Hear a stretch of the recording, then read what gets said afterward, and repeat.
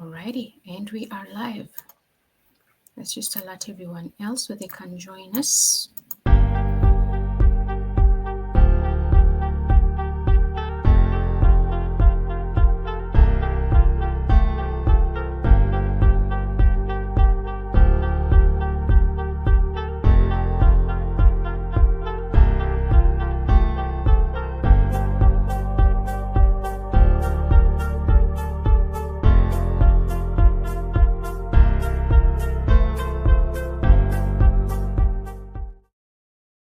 Alrighty, and we are live. Hi, Cynthia, how are you? Hi, Nolene. How are you? I am fine. I'm fine. Thank you. Let me take this off the screen for a moment as we just say good evening, hi, hello to everyone who's joining us this evening.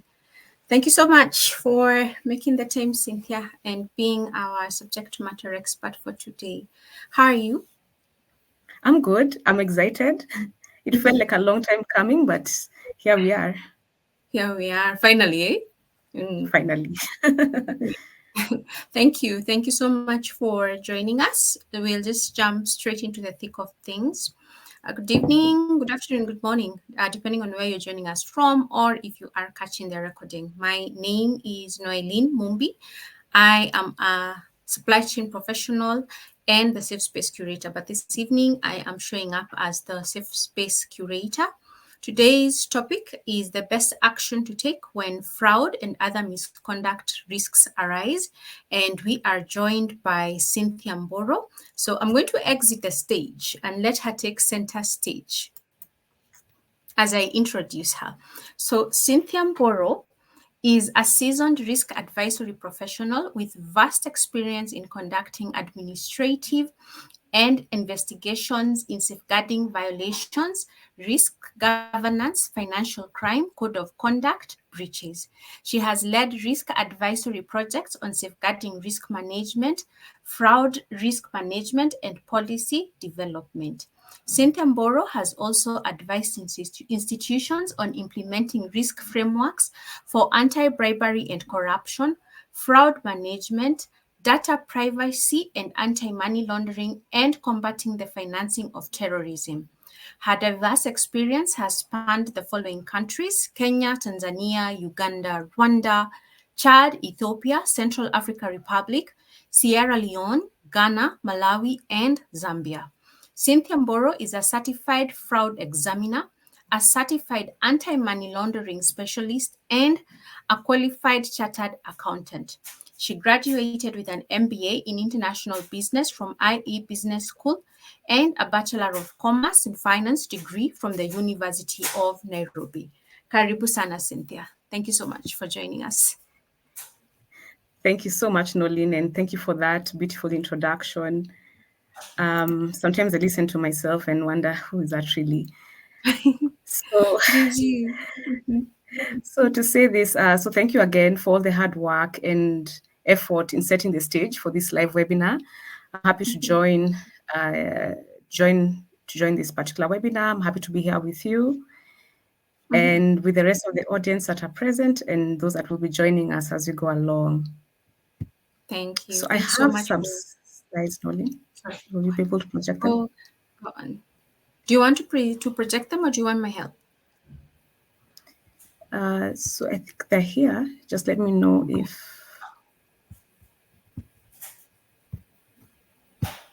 Okay.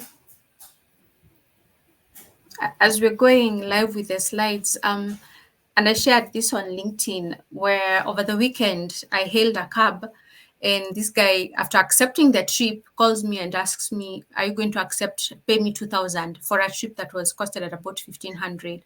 And I was like, "You guy, as in, why are you on the app? Why do you want to do such things?" So in my head, that's a form of fraud because you're on the app, you want to get trips because of the app, but you do not want to do full business on the app and you want to charge me more than what the app is recommending. As we wait for your slides, was that fraud or was I overreacting? Well, it's definitely a way for him to get a gain financially off the system. Because I presume if you're paying him cash or via M-Pesa, which is off Uber Cash or credit card, then it will be able to Yeah. be to be done without the system detecting, and all he has to do is click that he has accepted the funds. Mm, So very quite unprofessional, if you ask me. Though I do think Uber is a great way to travel, but you'll never mm, miss instances of people who want to take brilliant. more for themselves. Yeah. So may Mm, have, when we discuss this, we may have all the controls that may be necessary and improvements over time. But human mm, beings will always find a way to go around it. So being on mm. top of the game becomes very important. Yeah, I hope you didn't pay the extra money. No, I told him it's okay, you cancel the trip. And I moved to another app. So there's also now loss of business for the app in totality because I was like, I can't deal with this right now. I need to get And my did you people home. and did you report it? And no, I should have. You should have. Ah, All okay, right. lesson learned. So Lesson. so I Can I can see help the you? slides at the bottom. Yeah. So we could just, it's uploaded, but it needs to go up. There we go. All right. There we go. There we go. All right. So here we are today. Discussing this topic. I know it's focusing more on what one would do after a fraud incident has occurred. And I'll set the stage just to give the viewers and the audience some backdrop around what fraud is. So we'll also get a better appreciation of what we are doing, and by the time you're taking action, what exactly you're taking action on.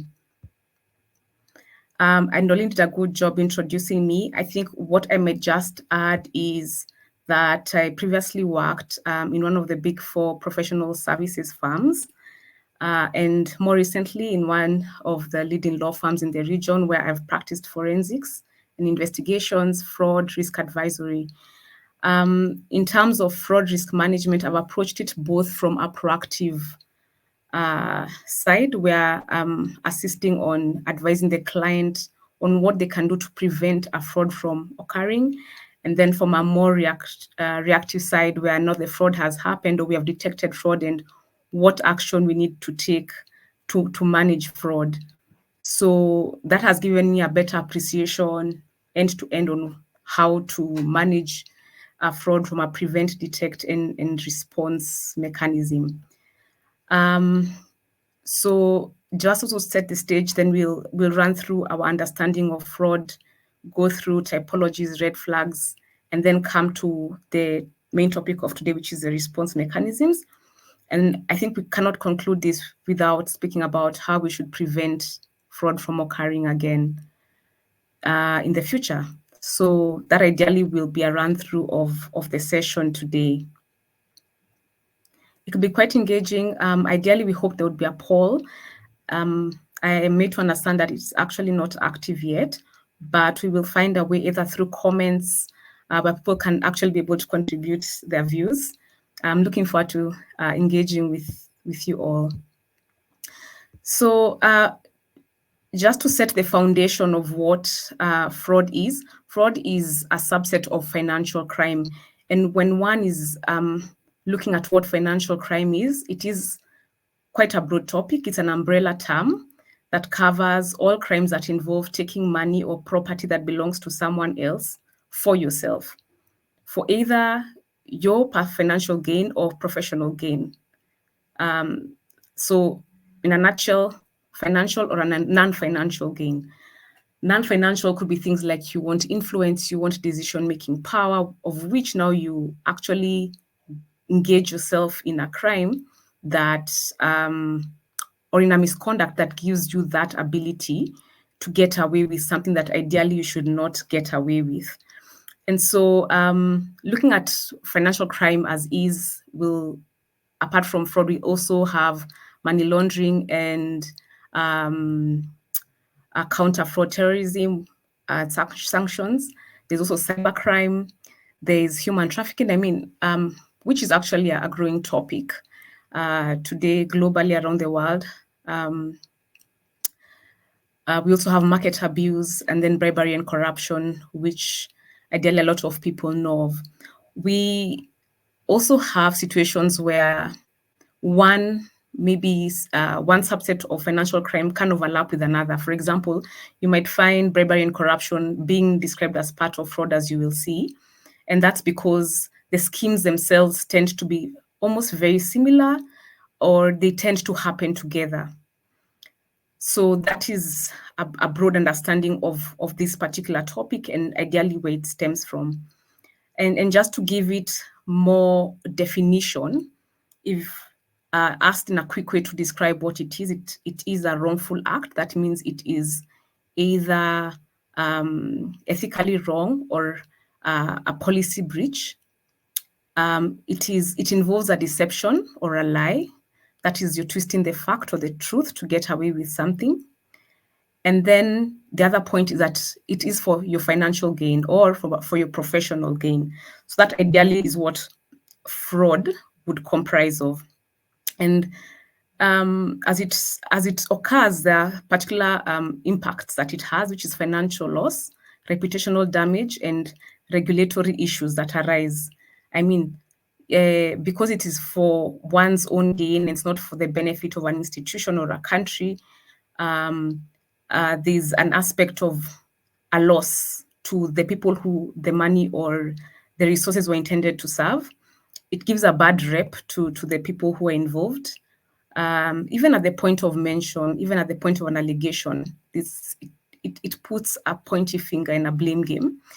And also it creates an element of the regulators, the police enforcement, zeroing in on you and finding out what you did. So it actually puts you in the limelight and therefore brings regulatory issues. So ideally, these are now the downsides of fraud and its impacts. But when we are understanding fraud, we are taught about a fraud triangle. And what the fraud triangle does is that it explains why people commit fraud. The three main reasons are rationalization, an opportunity to commit the fraud, and the incentive to do so. So in terms of rationalization, these are situations where one says, I haven't received a raise, or I've worked so hard and they're not paying me my overtime, therefore I will take X, Y, and Z. Or one says that I have a loan, let me just take this money for now, but I'll pay it back. Therefore, when you rationalize fraud that way, it gives the fraudster a reason to do it. Opportunity, just to explain it in a nutshell, is when one understands that there are controls or there are no controls, and their idea is to bypass the existing controls to have their way. Or they might say, probably no one is watching me, no one is watching when I move money to my own account, or what time I come in, or adjustments I'm making in the statements or in the system. And therefore, that gives them the opportunity to do a fraud. And then the last one is an incentive. There's a motive or there's pressure you're going through. For example, people who have addictions and people who have personal goals or pressure or targets that they want to meet. For example, one would say that I'll get a bonus if we hit a sales target of 1 million bob. So what they will do is probably inflate invoices or find ways around the system of making it appear that they have actually hit the numbers when they have not. So this gives a quick overview of what fraud is and how one should understand it and see it in the grand scheme of things. Right. So I'll just leave this here for the audience and they can comment. What are the most common fraud schemes you have faced in your organization or where you are? And what function or departments do you think have been impacted the most by fraud? This would help to set the stage as well and to help you see the different forms of fraud that are available and where fraud hits the most, and therefore advises where to take action on. Feel free to comment as we go along. We'll look at that later. But here is the leakage of what you should be answering. I know that there's no live poll. So there are common types of fraud, and I've tried to categorize them um, in the three categories that are provided by the Association of Certified Fraud Examiners, who had their fraud survey issued, report to the nations. And under the key categories, they look at fraud is financial statement fraud, that is manipulation of financial statements, where the numbers are not accurate or the accounts are not accurate. There's asset misappropriation and embezzlement that involves misuse of funds and resources of an organization. And then there's corruption. Corruption is not something that we can sit here and say we don't know about it. It's talked about every day, not only here in Kenya, across Africa, and even globally. So those are the three main categories uh, of, of, of fraud. But also you can look at fraud from an industry perspective. You can have frauds that are very specific to the banking industry or the healthcare industry or the retail industry, for example. And then you can also have process-based fraud that occurs across the different industries. For example, procurement fraud can occur in a bank, in the healthcare. For example, what Nolin also does in supply chain. And it's actually one of the major frauds. Actually, according to a PwC survey, it is top 3 of the most disruptive economic crimes. So that just tells you how this fraud that actually appears traditional in nature still has a long way to be overcome. And many reasons around it. Policies may not be strong. There's also a lot of human involvement and people just finding ways of colluding and getting away with the fraud. Other process-based frauds would be under payroll, where people are paid yet they do not actually exist in an organization. We've had cases of this even from our government where people are paid and they do not actually exist in their workstations, where you have ghost workers. And then you could also have inventory theft or shrinkage, especially in companies or industries where inventory is their greatest assets. So people take a bit, or they divert some of the stock, and which is actually a fraud. In this case, it's not money moving, but it's money in the form of an asset that actually becomes a fraud. So when we talk about financial gain or non-financial, this is elements also where you can have a non-financial, but then when you go and sell it, you will actually realize the money. In terms of statistics, they say that financial statement fraud has the highest percentage or has the highest amount of loss, though it doesn't occur as frequently. Like the number of cases are very low at 5%, but the impact it has is really, really huge and can lead to a very, very high loss. And we see how that's possible because people who are tasked to do the financial statements may choose to get away with reporting wrong financial numbers. And if people rely on these fraudulent statements, then they're able to get away with a lot. So it just increases then the need for more scrutiny and controls over financial statements preparation and review process. Moving on, so we have discussed the more traditional typologies of fraud in the categories that I have given you, not an exhaustive list, but still gives you an impression of ideally what fraud and fraud types do occur. But we are looking also into fraud in the future, and fraud in the future will actually take a different form because of the aspect of technology, quote unquote, new age fraud. These days is new age everything. So new age fraud that will be driven by vulnerabilities in IT and in cyber because of technological advancements that are going on.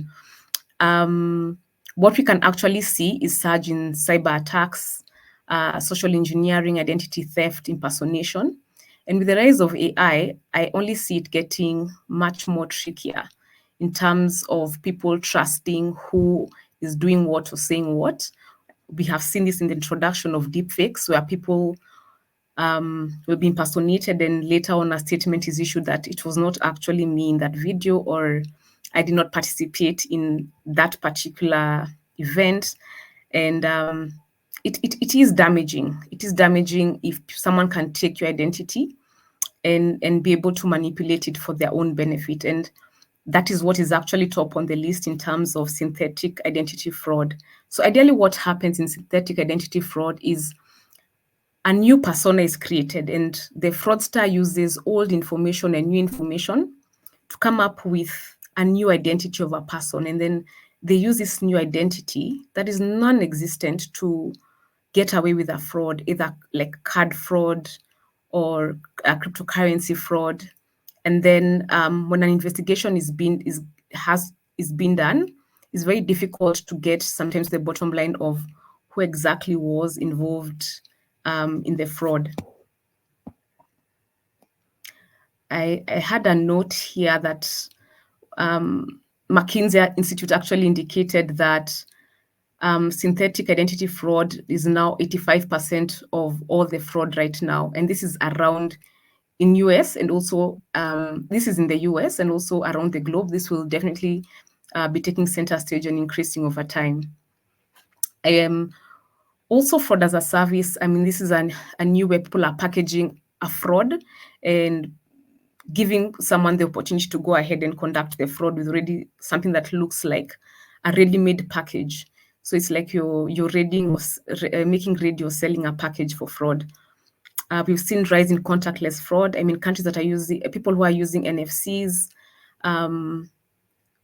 there is fraud around that area, and maybe quote unquote locally, what we'd see also around in Kenya, maybe the region is mobile money fraud, where we are getting fraudsters who are pranking people to either send money or to give them access to their platforms. And then I think a more interesting one that I also found was a pig butchering scheme, and asked myself, why do they call it that? But they gave it an analogy to how one fattens a pig and then slaughters it. So ideally in this fraud scheme, what the fraudster would do is they would build trust. They would build your trust over time with a victim. And then once the victim is baited and is and feels comfortable interacting with this person who's a fraudster, then they will steal their money or get away with an asset. I mean, this is common in terms of dating fraud. We've seen, I mean, stories on Netflix. I mean, we've watched movies on Netflix and seen cases online. And also the Yahoo boy scamming. Those are forms of pig butchering. So these are the more modern age, new age fraud risk trends that have come up in 2024.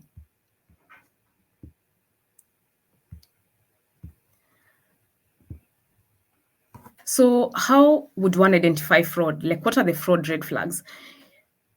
So I would categorize them on employee red flags or individual-based red flags.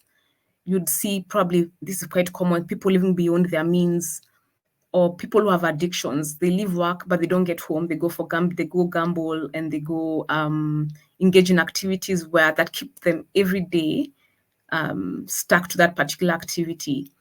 Bullying and intimidation. I initially asked myself how this works, but it's a power play because it allows the person with more power to intimidate another, not to, for example, overly review or scrutinize what they are doing for them to get away with a fraud.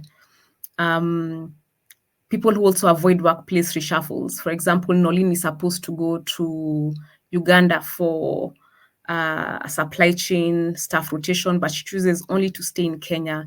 And you wonder, why doesn't the person want to leave or go on leave? And it's because they really have to hold their docket very close so that they do not get found out in the process of maybe frauds that they have been doing or intend to do. So they tend to avoid any reshuffles or any aspects of them being moved to a different workstation. Also, people who are very close to customers and vendors tend to collude more with them. And where this is not professional, it then becomes a gateway for fraud to occur.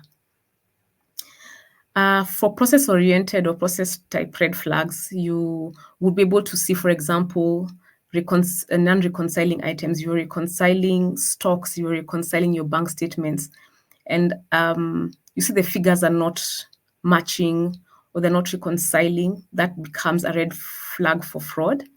And we've seen this in many cases where people in the system are able to change numbers, but when third party statements come, they give a very different view from what the system records show. So at the point of reconciliation is when you're able to see that there has been leakage, or there has been someone taking advantage of a process. And I know this is rarely said and done, but reconciliations are one of the best ways of providing oversight or of checking whether people are doing what they're supposed to do, whether it's in stock, whether it's in cash, petty cash. It becomes very, very important. Another thing is frequent complaints. For example, people always speaking about one department or a particular person not doing their job, and this occurs over time. There is reason to go and investigate further and to see what's happening. Missing documents. Documents are, just go out of the picture, and ideally someone is trying to conceal information. We've also had cases where buildings are burnt down, or libraries or storage rooms um, are tampered with, and then information ends up getting lost. So that ideally would be a red flag for fraud.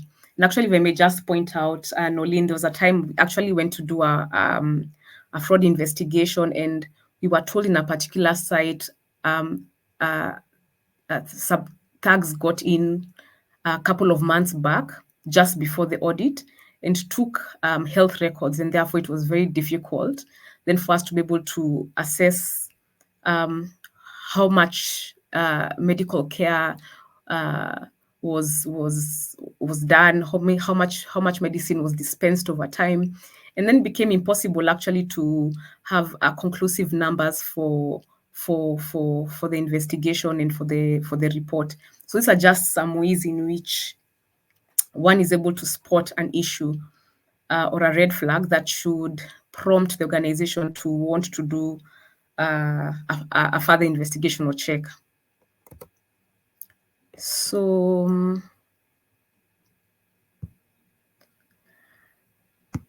I'll just take a break and reflect on what we have just talked about in terms of the fraud red flags, and see how real these cases are um, in our world today. I'm looking at a recent example in Kenya, where there was a necessity for people to be done for lifestyle audits in the Ministry of Lands offices. And this is because they could see people are embezzling funds, or their lifestyles just don't match what their pay slips would be. I know cases have been done in the past where access to banks have been done, and people were really questioned and grilled over why they hold excessive amounts of money in the millions, with a lot of them not giving sufficient explanations why they hold so much money in their accounts. So this points back to what we talked about in terms of the red flags, and this then becomes the outcome that if we see this doesn't look right, then we're going to uh, investigate people, or we're going to look at how funds are flowing to particular officials, and understand whether there is actually a fraud going on. I think also another example that we saw that happened across Nigeria, Dubai, and US was Hush Puppy, the Hush Puppy case, where he was really flamboyant around the assets he had, and people were really questioning how he got his assets. And it was discovered that he was actually involved in international fraud scheme. Not only through scamming people, but also finding ways of money laundering. Like once he gets the funds in an irregular way, then he finds ways of putting it back in the system and washing it up. It was quite huge sums of money, and he's actually been jailed for 11 years for this particular scheme. So that's quite a long time to spend in terms of your life. I also recall for this particular case, he wrote to one of the judge that was administering his case and promised restitution to give back money to the victims of the people he defrauded. But he still had to go in and he still has to serve his jail term. This was in November 2022. So he has quite some time to go as he pleaded guilty for this. Right. So now that we have covered the basics of that, we will just segue into how we detect the frauds. A lot of my slides here are based on statistics from the Association of Certified Fraud Examiners that issued their report, the 2024 report, which is quite recent and good, and gives very detailed information on the statistics and trends around fraud. And as with previous years, tip-off still remains to be one of the major ways in which fraud is detected. There are very many ways of doing this, of tip-offs. There would be web-based, email, telephone, where people are able to get a chance of reporting a fraud. Ideally, this is your whistleblower cases that would be reported. And then other common fraud detection techniques, as I've indicated there, is internal audits, external audits, document review, account reconciliation. We did mention that in the past. And from a more system-based view, transaction monitoring, where you have system alerts that something appears off and causes the administrator to go in and check what is actually not correct. I think an interesting fact that was provided was that fraud can occur over time, and on average, a typical fraud can take 12 months before it's detected. So you can just imagine how much goes unseen before it's uncovered. I mean, from a time-based point of view, one would actually do much more damage when they're given a long amount of time to carry out a fraud. Therefore, it becomes way more important for organizations to have the antennas on the ground all the time, doing checks and finding out what is actually occurring before they are exposed to so much loss.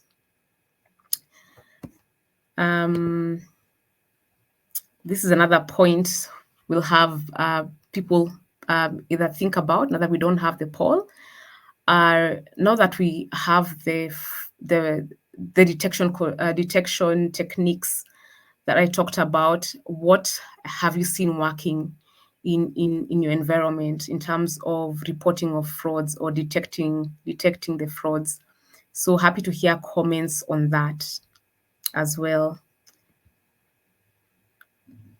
Nolan, I'll just take a pause here and check with you if we are okay with time and if we are progressing well. Yes, we are okay on time. We are progressing well. Please go on. Sure. So I'm not trying to be an activist here, but I mean, it only makes sense that when you see fraud, you actually report the fraud, or otherwise you will be part of the fraud scheme. People who have been complicit or have abetted or aided a fraud to occur usually also get pulled into an investigation and are tasked to report why they did not report a fraud when it occurs. So in terms of detection techniques, people should be able to feel comfortable reporting issues, and organizations are tasked to ensure that they have mechanisms that allow for confidential reporting where people do not feel retaliated upon, or who have or should not have fear to report really. And this goes a long way in making sure that a fraud is captured early and is dealt with on time. So, to the crux of the presentation is, yeah, the response mechanisms. What should you do when a fraud occurs, or you have detected fraud, or even a suspicion of the fraud or a concern that has been raised? So, just to take a step back and to understand what options are available and what determines the response actions, it's a myriad of factors, stemming from the organization type, their preference for what they want to do, what decisions are being made at board level, at management level. They would be assessing the nature and the type of the fraud. Sometimes they would say this is probably a very this fraud would impact the organization a lot, or this fraud has happened for a very long time and therefore it's systemic by nature, and therefore more dire action has to be taken. Or they might also look at compliance requirements. Do we have internal policies that speak against this particular fraud or fraud type? Banks and other regulated entities would also want to understand uh, what regulation exists and whether they will find themselves on the wrong side of the law um, once the issue is reported. They would therefore take much stricter actions when the stakes are high. Organizations also look at resource availability. I mean, do we have individuals with the qualifications to undertake a fraud investigation? Do we have finances to undertake a fraud investigation? Do we have the technology to undertake certain types of fraud investigations? That also goes in them determining what action they will take time wise. Time is also a resource. Is it something we want to get into, or do you think this is going to derail us from our core activity? The other issues is the role of the perpetrator. Sometimes the perpetrator may be someone very high up in the organization, and the approach that the organization may want to take will be different from a more junior employee because of repercussions, because of exposure points, and therefore they think of how they will go about their response to the fraud.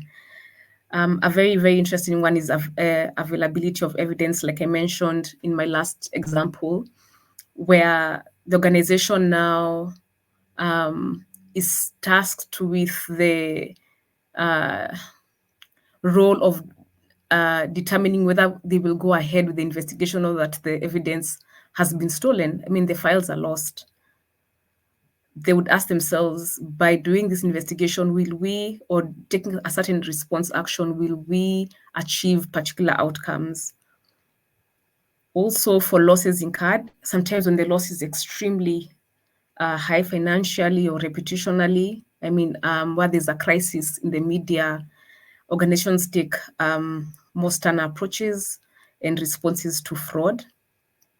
I mean, if your name is being splashed out in the media or you're incurring millions in losses, then you definitely want to do an in-depth investigation and cover everything.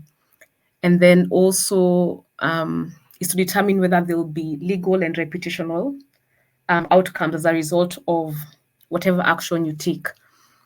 I will just mention this as we move to the next slide. One of the things we think about when we are doing a fraud investigation is that we always have the back of our minds that this particular investigation will go into a litigious procedure, or will go to court, and therefore fraud investigations are done on that basis. So how you go about your process of collecting evidence and investigating and interviewing people then has to follow particular standards to ensure that it's admissible in court. So there are very many response actions that can be taken. But even before you get to that, the immediate internal actions that have to be taken by an organization would be for them to have a delegation or a task team that gives the decisions or gives direction on what will be done. If the issue is one that will blow out of control, you'd want to have a crisis management team that is handling the issue. You'd also want to be sure that we have the evidence and no one is going to tamper with the evidence. There are instances where seizure of information is taken so that there's no information loss, or the server is locked and restricted to certain people, or digital documents are handled in a particular way so that there's no information loss. And something else is to notify the relevant parties. Here it's very, very different on who you'd need to contact, but examples that came to mind are your directors. The directors are ideally the people who take responsibility for an organization and actually are responsible for the responses that they will make on a fraud issue. Therefore, they need to be informed as far as possible. And where it is the case that one of the directors was involved in the fraud, then ways and mechanisms have to be thought about how to go around that, but still inform the top decision-making team. Then there's relevant management, there's legal because there could be legal issues that arise. I mean, you may need to suspend someone before you do an investigation. You may want to check data protection issues before you seize or acquire evidence. And therefore, you need green light that your procedures are actually, or actions you're taking actually within the confines of the law. You may want to talk to your HR team, get background information on what this person is, whether they have had cases or history of fraud, whether they actually did background checks before individuals joined the organization. And then also you'd want to, where necessary, involve a PR or a crisis management team to be able to direct the organization on what they should do in that particular moment where a case has now reached a very serious level and there's likely to be a higher risk to the organization. So those are the immediate actions. This is not a conclusive list. It is just some of the initial actions an organization should consider before they do an investigation. So if they decide to go ahead with an investigation,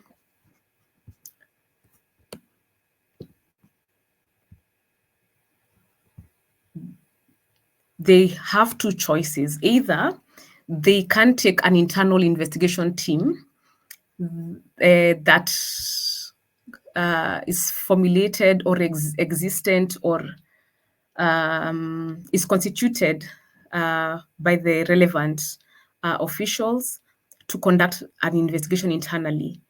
Ideally, in large organizations like insurance companies, banks, and heavily regulated organizations, they usually have an internal anti-fraud unit that usually takes care of such issues. In other organizations that are smaller, they may task the internal audit team to do so, or they may constitute teams of different people to investigate a matter. The other option is that an independent investigation team is hired as an external party, and then they are tasked to do the investigation.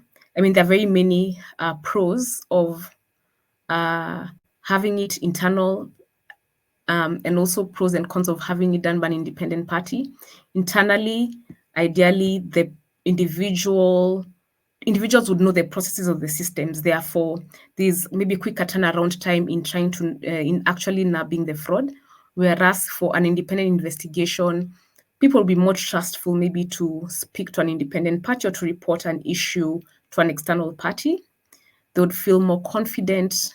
They'd feel more confident doing so because it's privacy, or because they're maybe mistrusting of an internal process. But nonetheless, whether it's an internal team or an external team, what ideally would happen in the investigation is a fact-finding mission, where the 5 Ws and H framework is used to come up with what actually happened, what is the nature of the fraud, what is the extent of it, the why was the fraud done, what was the motive. We talked about the trifecta of fraud, the fraud triangle. They would also want to know when did the fraud occur, when it where did it happen? Did it happen in one location? Is it across all branches? Is it in all countries of operation? And this would be able to tell them the extent of the fraud. And then there is also finding out who was involved, who's culpable, and then understanding the MO. What is the process? Like, what was the modus operandi of the fraud? How did the scheme occur? This becomes important to know so that also at the point of fixing the problem, you're able to know exactly what gaps or what processes are deficient, what process gaps exist or what system deficiencies are existent for you to fix the problem.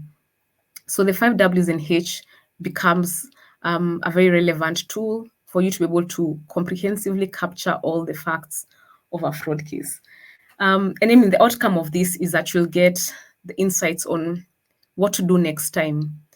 So the investigation itself is not an end to itself and should not be taken as if that is where the conclusion of an action to fight fraud. In fact, it's just the beginning, because all it does is that it tells you what you need to fix and what needs to be remediated to prevent a future occurrence of fraud. So once a fraud is investigated, there's an outcome. There's a report that lists out what facts were unearthed in the course of the investigation. And this now takes the mantle back to the management or decision-making committee to say what ideally would happen next. So in many organizations where a fraud is discovered, they'll have a disciplinary action taken against an employee, and it can take different forms, from a warning to a suspension to legal action or even a public reprimand. There are people actually gazetted, or a notice is put that this person is no longer working in a firm, or actually what they did is put out in the public. There could also be situations where the organization might decide to take legal action. And legal action can result in fines, in restitution, in imprisonment. And the organization might also want to recover finances, where they would want to, again, either through restitution, asset tracing, or filing an insurance claim, reduce the extent of the financial loss, even if they don't recover the funds that they lost fully. And then operational recovery action, this is now more what would be done to improve the systems and the processes to ensure that a fraud does not occur again in the future. So I noticed, I found a very interesting slide, rather statistics from the report that showed what happens when internal punishment is, once a fraud is discovered, internal punishment is to be accorded. It was interesting to note that the higher up an individual was in the organization in terms of ranking, then the less punishment they received. For example, owners and executives maybe did not face severe punishment compared to an employee. Whereas individuals were terminated for fraud, again, you'd find the lower level employee being terminated, while the more senior executive members still remained in office. And that leaves a lot of room for an organization to rethink its approaches and people it's hiring, and the culture that they want to set in, because it becomes very difficult to explain to people what is the culture of the organization if it doesn't speak to what their policies say towards fraud responses, or what would happen if one is caught with fraud. It will actually give people the reason to get away with fraud and say there's double standard or poor handling of a case if they see, for example, their directors or their senior managers getting away with fraud, and would even make them maybe one day want to get to such senior levels to do the fraud themselves. So it puts the organization in a very bad place from a cultural perspective if the punishment is not even across all levels. So I'll also run through methods to prevent future fraud that organizations should think about, and this just makes them fraud readiness. And ideally, it's like we started from the back, moving to the front, because ideally, one should always prevent the fraud before they respond to the fraud.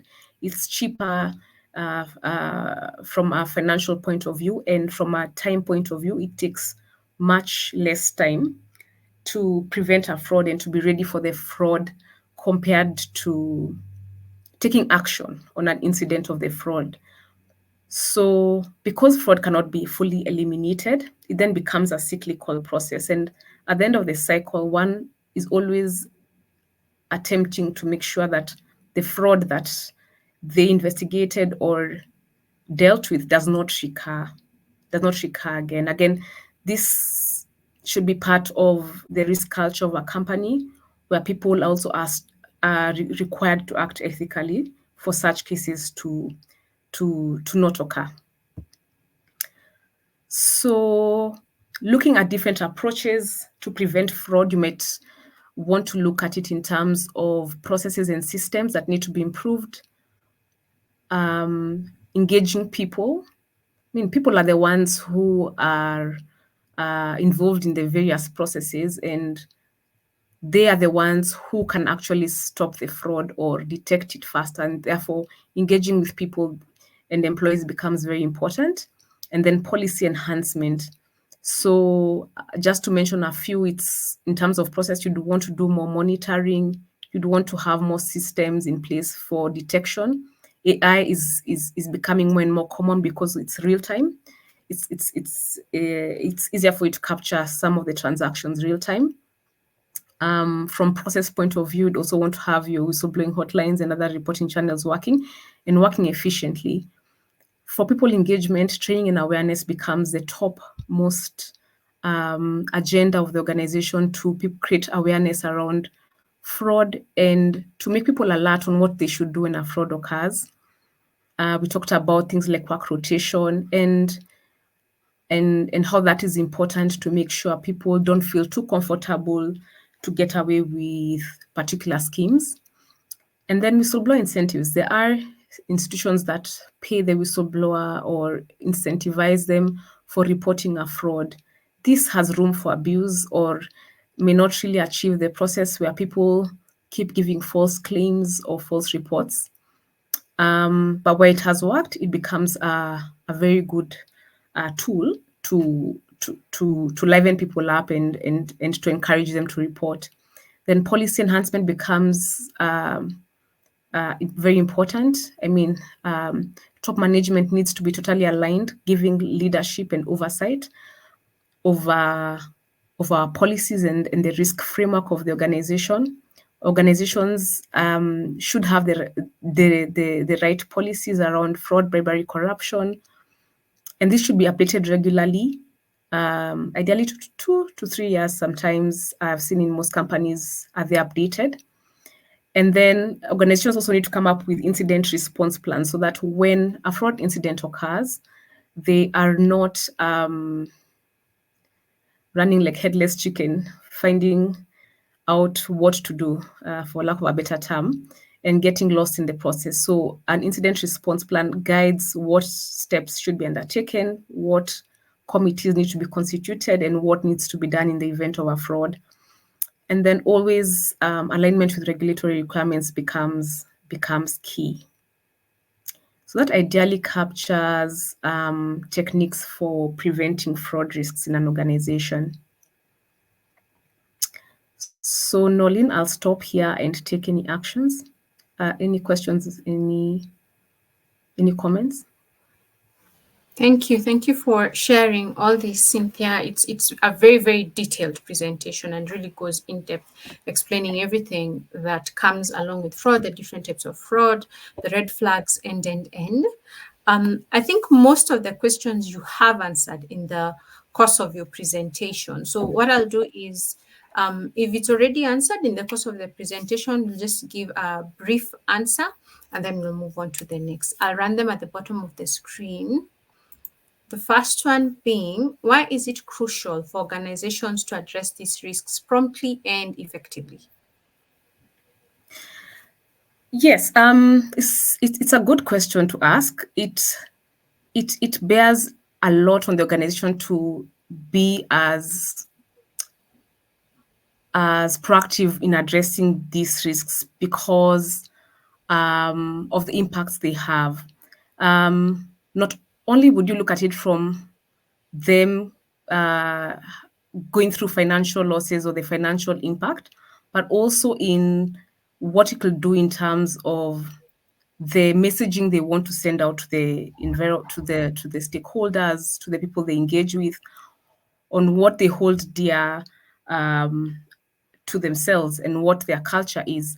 They do not want to appear that they are not um, ready to fight risks, or that they have a high tolerance of accept or very accepting to fraud risks, and therefore it Mm, only sends a very strong message that they are able to manage these risks effectively by preventing them from the point they even occur.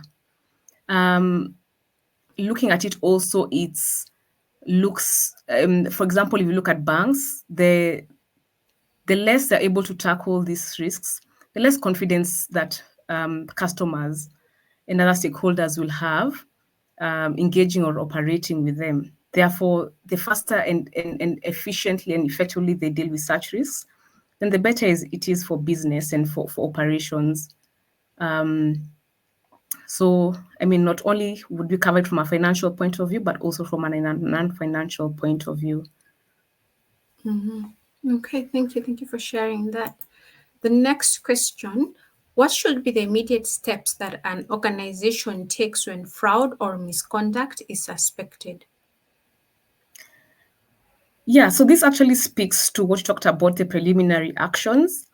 Um, they should be able to have a delegation or a committee that takes the lead on what direction should be taken, either to investigate the fraud or to address it.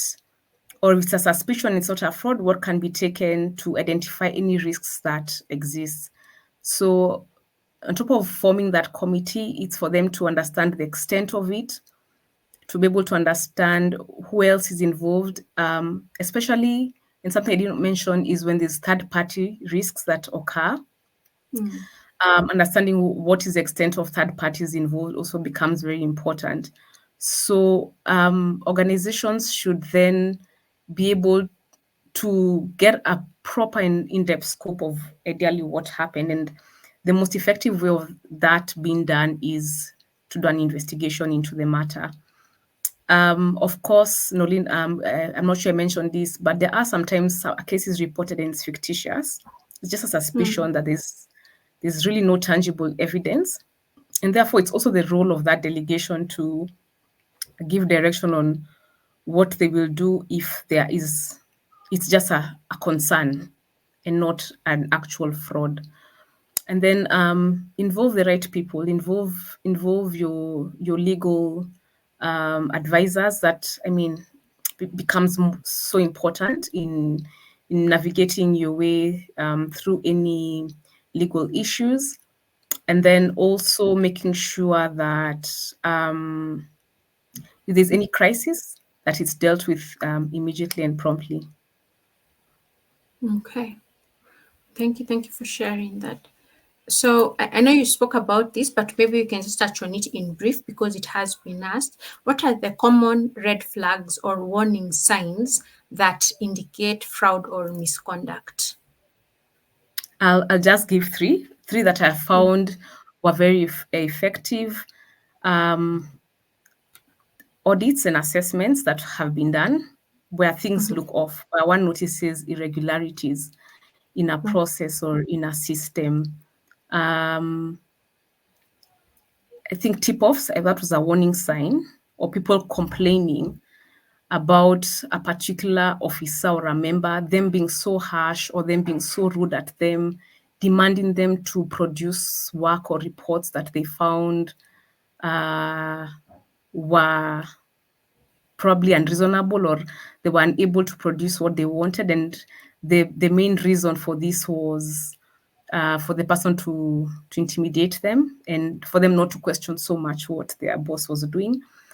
And then people who ideally are the only people who know a particular role. For example, in the cash office, you only have one official who knows everything around the cash processes.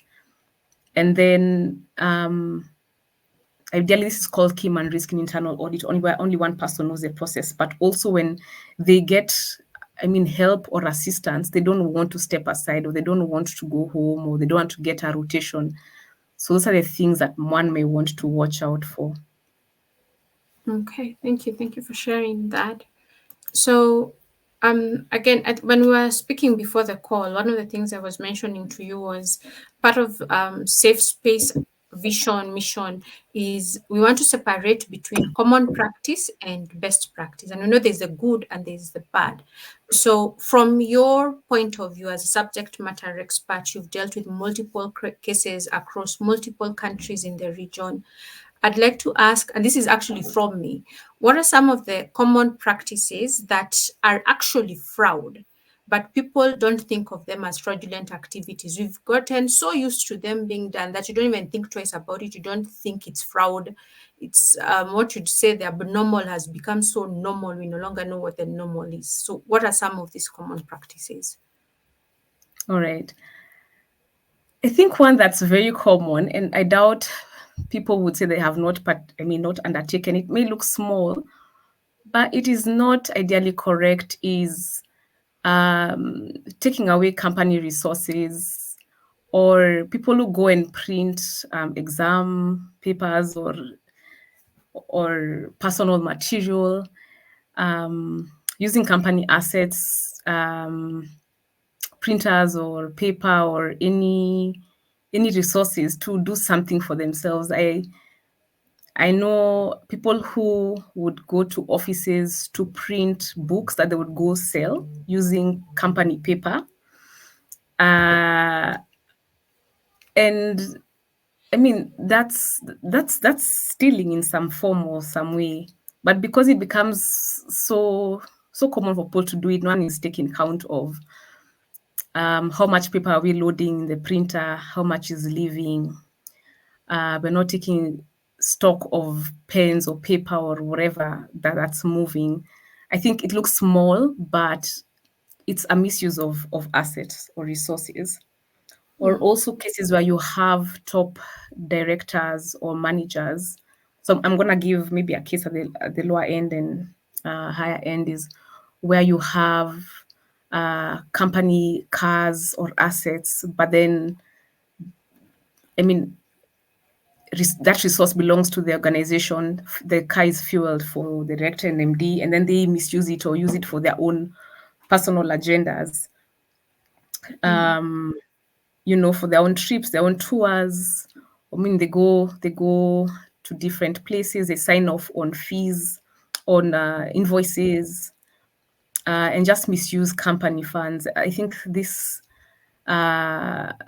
it's something that's quite common. And then at the point of reporting, and we see this a lot also in nonprofit, where at the point of reporting, the person changes the expense item instead of saying that the fuel was used to do the actual thing that they did for personal use. They actually see that it was for project X or project Y, and then the costs are hidden in a project that they have running. So those are some mm. of the practices that are very common.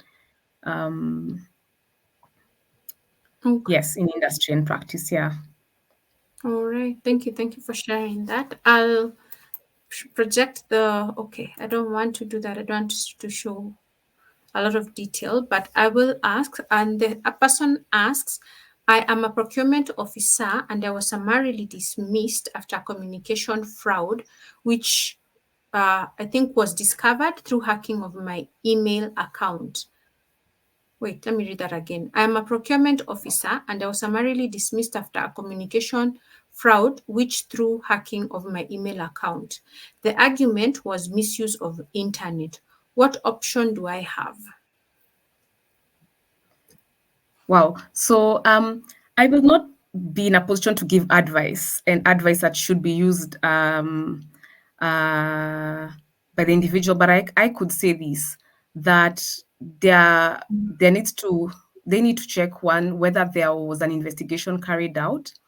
When an investigation is carried out, even the people who are implicated in the investigation are given a Mm, chance to respond. It's called the right of reply. They're able to respond to particular allegations or claims that are raised and that were investigated. At the point of the investigations, when the facts are unearthed and those facts appear to show that this particular person was involved, then they also mm, have a chance to be presented with the actual findings. And in the disciplinary action proceeding or hearing, they are given the opportunity to respond again to those particular claims that were raised. So the person ideally needs to check um, whether the investigation was carried out. They could check whether she should ask for the investigation report. And I mhm. mean, they should also involve their lawyers if they feel that they are being subjected to an Yeah, irregular process or they're getting unfair treatment from the process. Yeah. yeah. Evans, we have a session scheduled with Milap Wataka on constructive dismissal or unfair termination from employment. You could log in to that session. I think it's next week, if I'm not wrong. But you can also reach out to Milap Wataka.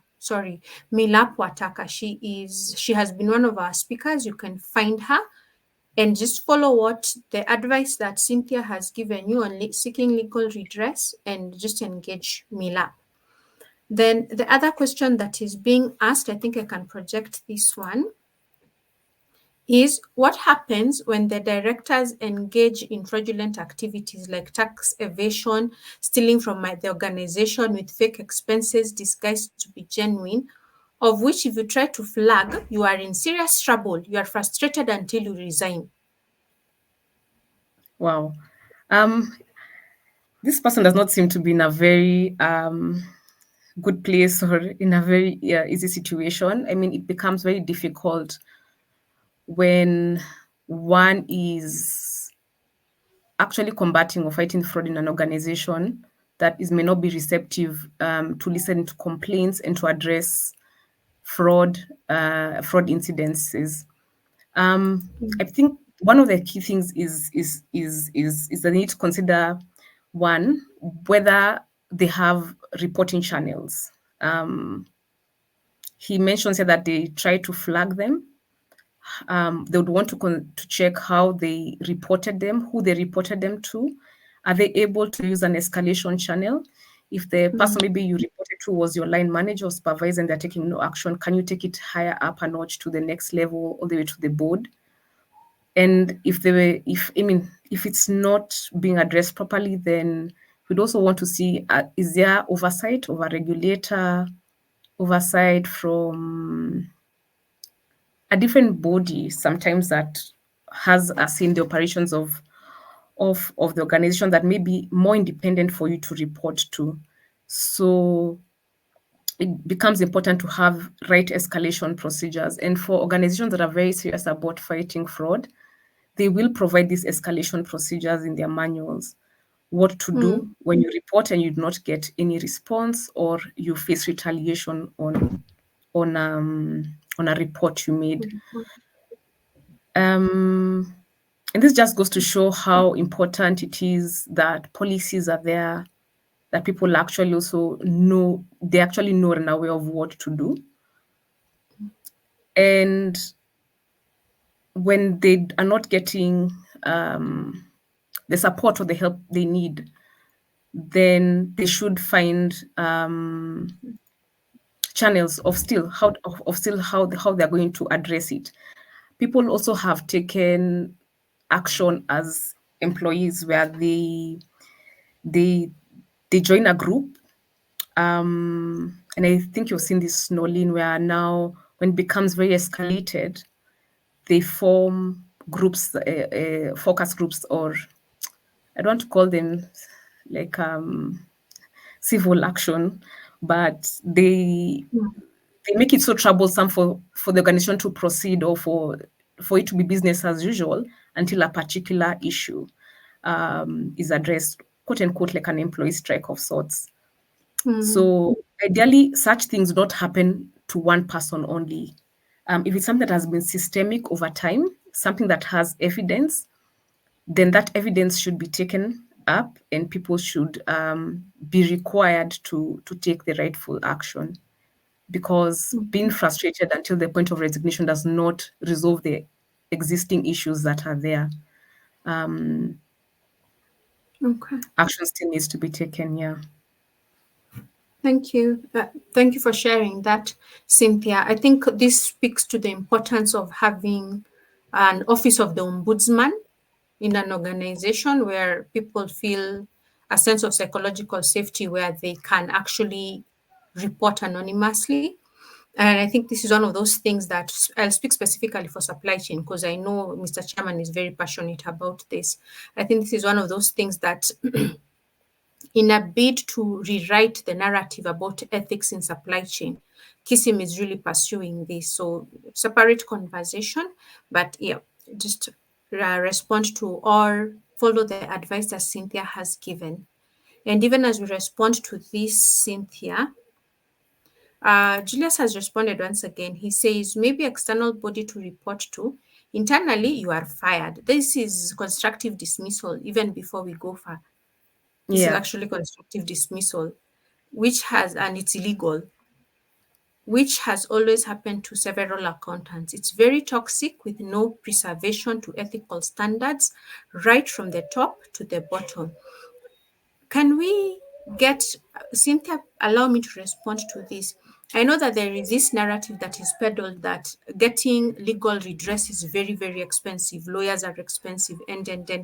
But I think as a nation and as a professional people, we need to get into the culture of seeking legal counsel or reaching out to professionals like Cynthia for consultation on some of these things.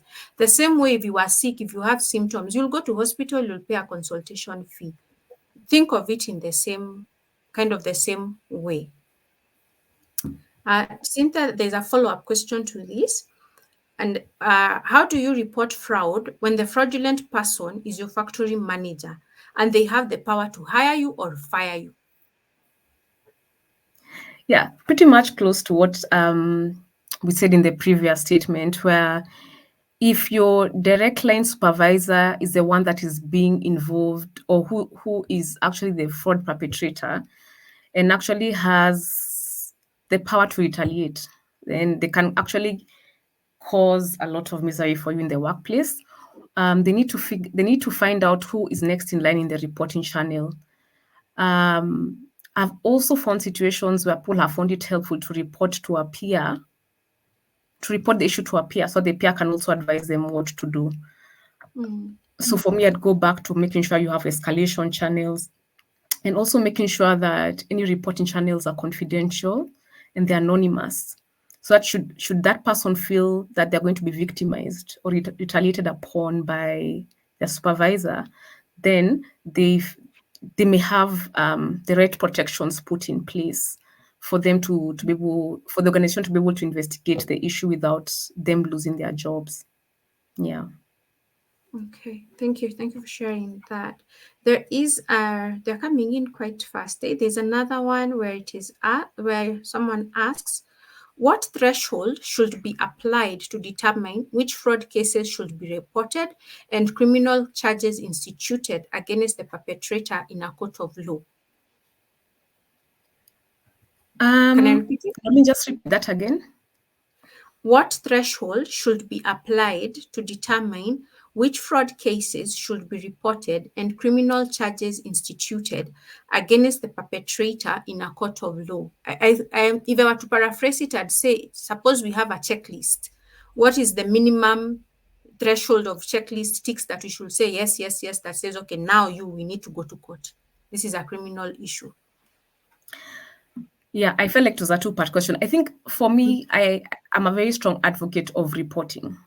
So I would say report all fraud cases first because, or any, not even fraud cases, even the concerns or suspicions of fraud. Because what may appear as a concern or suspicion may in the next couple of months or years become an actual fraud.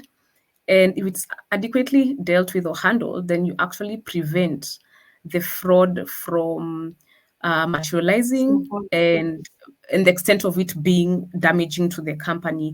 So, in terms of a threshold for you to determine what to report, I would say there should not be a threshold. Like report it and then have internally in place a team that is able to hold those particular cases and filter which ones need to be investigated, which ones need to be done, need to be assessed, so that you're able to have a complete picture of all the fraud risks or all the risks the organization is facing. Again, another thing is the risk tolerance of an organization, and some organizations have very low tolerances to risk, so that will also be a big determining factor. But in terms of the legal action that needs to be taken, this can only be advised by the advice can only be given by a legal professional. Actually, for our roles as investigators, we do not get involved in determining the guilt or the innocence of a person. We provide the facts as they are, we present it, and then it is up to the organization to review them and get guidance on what actions or procedures they will take. Of course, we give proposed recommendations, say disciplinary action should be taken, processes should be improved. But at the point where more specialized services are to be offered and different professionals are responsible for handling that, it becomes more important for the organization to hand it over to the right staff to be able to deal with an issue. Okay. Thank you. Thank you for answering that. We have one, two, I think three more. If you will allow us a little bit more of your time, Cynthia. I've copy pasted them from LinkedIn so we don't traffic between pages. But one of the viewers is asking, given the current economic situation locally and globally, which is resulting in restructuring and redundancy and loss of jobs to many, and may provide a rationale for staff to commit fraud, what advice, I need to go back to LinkedIn to finish reading it, will you give organizations on what to do to enhance controls that limit, detect, or reduce incidences of fraud during a restructuring? Oh, wow. Yeah, so during a restructuring, you'd have people ideally who are not very happy with what the organization is doing. People's lives are on the line, especially if they're the breadwinners in their family. It then creates that element of the fraud triangle we are talking about, rationalization, where someone says, I have worked for you guys for X number of years, and now you want to terminate my role or you want to make me redundant. So, I mean, some of the things that come to mind in terms of what an organization can do is to look at the processes or functions of the organization that are very high risk and know the ones that have high impact, will have a negative impact should a fraud occur. They may want to look at areas where their greatest assets are or greatest information are and secure information or restrict control or movement of people in and out of a place. They may also want to sit down with the people and talk to them. You know, sometimes we overlook the importance of discussions and letting people become more and more aware of what is happening in the organization. by them feeling more informed about a process where it is being done and whether it is being done legally, gives them a sense of trust that the organization is being fair, and therefore they are less likely to do much impact or damage to an organization. Damage. Mm. Yeah. Okay. Thank you. Thank you for sharing that. The second last one, Cynthia, you have raised an interesting point about public reprimand. My question is whether such an action is permissible under the data protection law. Oh yeah, that becomes a hot topic. Because ideally you're giving private information about someone, in terms of their name. I know in the past, Nolin, correct me if I'm wrong, where people even used to have their ID numbers reported in the newspaper. In the newspaper. Mm. Yeah, yeah. Um, I mean, it has its pros and cons, and there are very many data privacy concerns that need to be considered.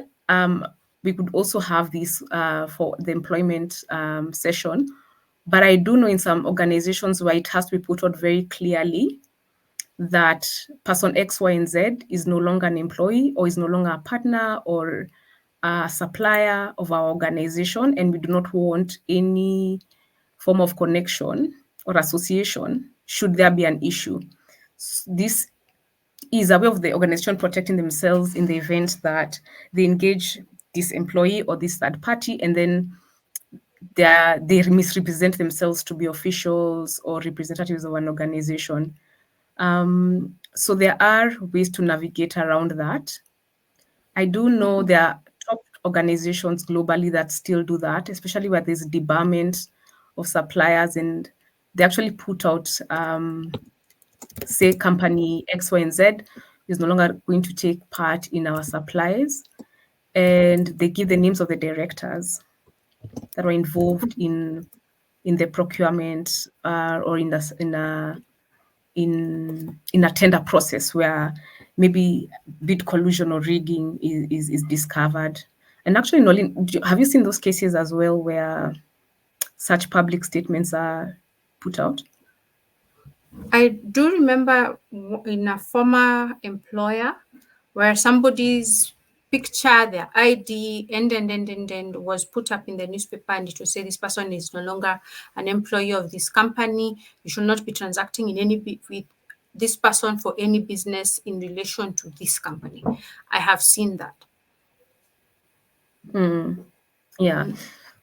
All right. So maybe your considerations on what would constitute private information and how much should be put out there becomes very crucial at this point where organizations still want to protect themselves Mm. and make it very clear that they don't want to engage with this party, um, vis-a-vis them crossing the line and giving out private information. Yeah. Okay. Thank you. Thank you for sharing that. Another question that came in from the form. What are the best steps to undertake or address fraud cases? Yes. Well, the best steps, ideally, is first look at the. Do they mean a fraud case or a fraud report or like a fraud concern? To Cases. undertake The word fraud is case. cases. What are the best All right. steps to address fraud cases? All right. So some of the steps that they should consider is first getting more detailed information about the fraud, the extent of it, the people involved. Is it a key section or function of the organization? They would want to understand whether it's something that has been reported in the past, it's like a recurring issue, whether it's a new issue. They would want to understand number of branches or operations involved, countries involved, to be able to assess really the extent of it. And I would say if the case is one that has tangible evidence, there's evidence available, or the concern or the claim raised has a high probability that it is factual and that it is not a misrepresentation, then definitely undertake an investigation to come up with the facts. And and understand the root cause of the fraud, because that's the only way for the organization to know exactly what caused the fraud and for them to be able to fix any gaps in their processes or in their systems. So I would always put it in like three steps where you do a filtering of finding out whether these allegations, first off, have any Legit. basis. Are they legit? Mm, And you cannot do that 100%. But if there's strong evidence that suggests it could be correct or something could definitely have taken place, then definitely investigate it further, get all the facts in place. And that's the only way for the organization to be able to show that there's zero tolerance to fraud and that they're actually taking steps to fighting fraud mm. and fixing fraud and fixing loopholes of fraud in the organization. Wow. Okay. Thank you. Thank you for sharing that. My last question was going to be, how do we reach you? But before I ask you that, two more. Let's combine them. I'm just wondering, Cynthia, in our places of work, who should be responsible for training, whether it's initial training or refresher training, on risk management as far as fraud and misconduct is concerned? Which function, or which department, or which role is responsible for this? Number two, as the subject matter expert, what would you recommend should be the frequency of holding refresher courses on what an organization considers to be fraud? Excuse me, sorry. We could be talking about this, but perhaps this is the first time that the audience is getting fraud and misconduct unbanked so detailed, and they have not really experienced it that much. So, who should be doing it? How frequently should they be doing it? That's from me. And the last one from the audience is, if you could just touch a little bit before we wrap up. I can see the time is well going, on crimes online or cyber crimes. All right. Let me take the first question. Um, the first responsibility, first of all, the responsibility of fraud does not belong to a particular department or people. There, of Mm-hmm. course, would be delegation of authority or authorizations for what people should do, as with everything, Mm-hmm. an order or a process. But it is a responsibility of everyone in the organization to fight fraud. Almost like Okay. the Nyumba Kumi system. For us to be safe, everyone needs to report if there's an issue in the neighborhood, and then action is taken. So that said, ideally what happens is across the organizations, since it is everyone's responsibility to fight fraud, you go from the very top of the organization where you have your directors or you have your senior management team, and there are roles Mm, that are assigned to them that are uniquely tailored for them to have overall responsibility and oversight over any fraud risks. It is their mandate to make sure that the organization has sufficient policies and frameworks to manage any incidences of fraud and even to prevent or detect fraud. It's also their responsibility to make sure that those policies are endorsed, they're implemented, and they're working efficiently. And also, in terms of oversight, for them to keep having information sent to them on the efficacy of these particular controls or policies that have been put in place. Now, on the side of the management team, um, they are the ones who also oversee how these particular controls or processes that are for fighting fraud are being implemented, and also they do the checks on process. So you'd have I don't want to be so technical here. You'd have your compliance units, you'd have your internal audit also units also doing checks on seeing whether there are any risks of fraud in the organization. And then also you'd have the frontline employees, the people who are charged with or tasked with the daily transactions, who it is their responsibility to make sure they are being thorough in their processes, that they're not skipping any particular checks, and that they are able to catch a fraud or to catch any risks or concerns that are arising mm, and report them or escalate them promptly. this ideally would be captured in what is called the three lines of defense. That is almost like, can you imagine like a fortress or a palace, and then there are different levels of safeguards before someone is able to penetrate a system and get away with someone. So at the very first Mm, line, you have your front office staff. Say, let me give an example. For example, in your bank situation, you'd have your tellers or people who are front facing. When people are coming to do transactions with them, there should be you should be able to see, I mean, are forms being filled correctly? Is this person depositing money that is abnormal? I mean, is suspiciously too much? How are they going to report it? Are there sufficient reporting channels to inform management team about the fraud? They would also want You'd also want your compliance unit making sure that this people are sticking by policy, they're doing what they're supposed to do. And then you'd also have internal audit who provide oversight over a process. Um, and then now your, like I mentioned, your top leadership providing mm. all those three levels of defense to the organization. Okay. Nolin, remind me the second part of that question.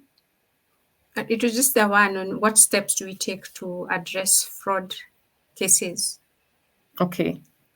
I think you've answered the first two.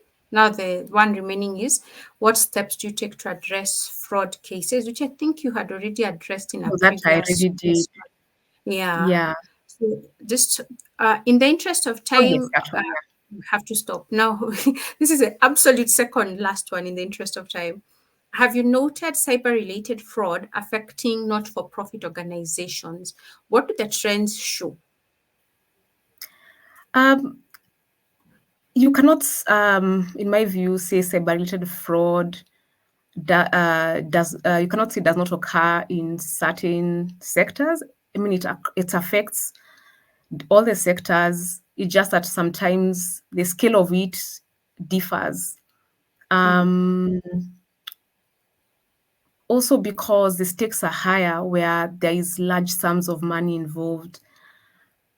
So it definitely also impacts not for profit organizations. I think cases you'll be able to see here is impersonations mm, or phishing attacks or scams that are sent via email.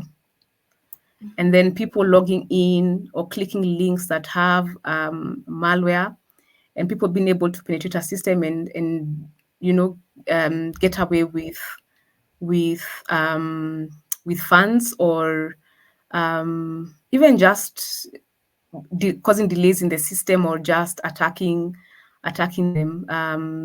For example, their website or taking away information, leakages of information. I think mm, data leakages is one of the areas where a lot of organizations, including nonprofits, have been impacted on. And people can do a lot with data. They can go sell the data, or they can just put it out for ransom. So those kind of issues do occur. In terms of the trends, well, I think we spoke a bit about that. We talked about, mm. I mean, the identity fraud. We talked about the synthetic identity fraud AI and technology being AI. used, What? pig, Yes, pig butchering, something. yes. And also we talked about where people are now actually replicating and selling stuff. Fraud as a Um, service. yes, we even people are involved in crypto payments, and I think this is becoming quite alarming with time. And we'll also Mm, see with generative AI, people will come up with identities that are